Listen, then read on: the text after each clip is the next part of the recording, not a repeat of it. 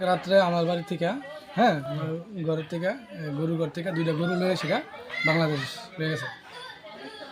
আমরা সকালে খোঁজ করতে করতে শ্বাস পর্যন্ত কাটাতারের বেড়া পর্যন্ত গিয়ে সেটা আমরা দেখছি কাটাতারের বেড়া কাইটা টেটটা আমার গরু দিলে গেছে।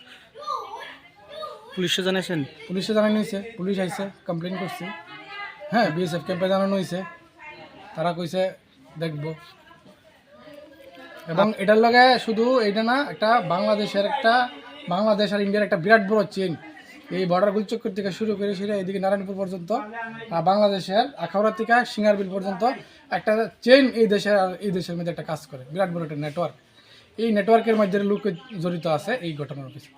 এই যে গরু চুরির ঘটনা কি প্রথম না আগে ওই রকম ধরনের ঘটনা ঘটছে? আমরা পাড়াতে এটা প্রথম হয়েছে। আচ্ছা, আমরা পাড়াতে এটা প্রথম ঘটনা।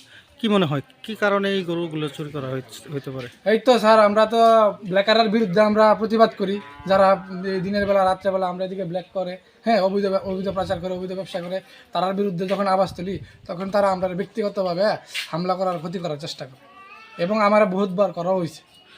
আচ্ছা, আপনারা যেটা কইলেন যে আপনারা কাটাতারে বেড়াই গিয়া দেখতে পারছেন যে এদিকে গরুগুলো নেওয়া হয়েছে, কি করবেন? বিএসএফ থাকা সত্ত্বেও বিএসএফ এর তেমন কোনো ভূমিকা নাই। বিএসএফ এর অগ্রণী ভূমিকা যদি থাকতো এখানে, তাহলে আজকে এই ধরনের ঘটনা ঘটাইতে পারে না। বিএসএফ এ কুম্ভনিদ্রায় আছে, যেই ফলে নাহলে এইভাবে কাটাতার কাটটা 2 ঘন্টা 3 ঘন্টা টাইম লাগার কথা, কীভাবে কাটটা সেটা নিয়ে লয়ে গেছে। নিশ্চয়ই বিএসএফ এর কোনো ভূমিকা নেই এখানে। আপনারা কি চাইতেছেন এখন? আমরা চাইতেছি, এলাকা একটা অনিশ্চয়তার মধ্যে দিয়ে আছে। হ্যাঁ, সুরক্ষা বলতে কিছু নাই। এই এলাকার মধ্যে আমরা সুরক্ষা চাইতেছি, এলাকার মানুষ শান্তিতে বসবাস চাইতেছে। হ্যাঁ, এই এলাকার ম্যাক্সিমাম মানুষ ওই দিনের বেলা খেটে খাওয়া মানুষ, তো সবাই চাইতেছে শান্তিতে থাকার লাগিয়া, কিন্তু কিছু উপদ্রবী আর কিছু পাচারকারীর লাগিয়া এই এলাকাটা শেষ হয়ে যেতেছে।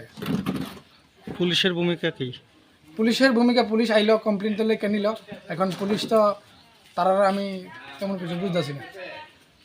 তারপরে আমরা পুলিশেরও খবর করলাম, এখনো পর্যন্ত পুলিশও আইছে না।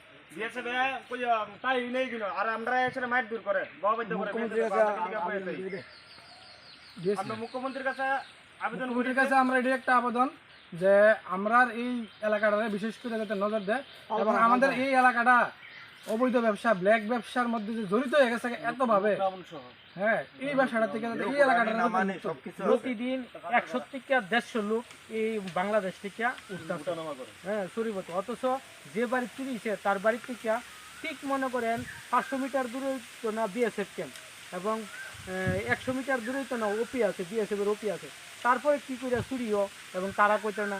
সকাল থেকে এখন 10টা বাজে, পুলিশের কোনো খবর নাই। থানার মধ্যে না হলে 50 বার কল করা হয়েছে, তারা কোনো আইতেছে না।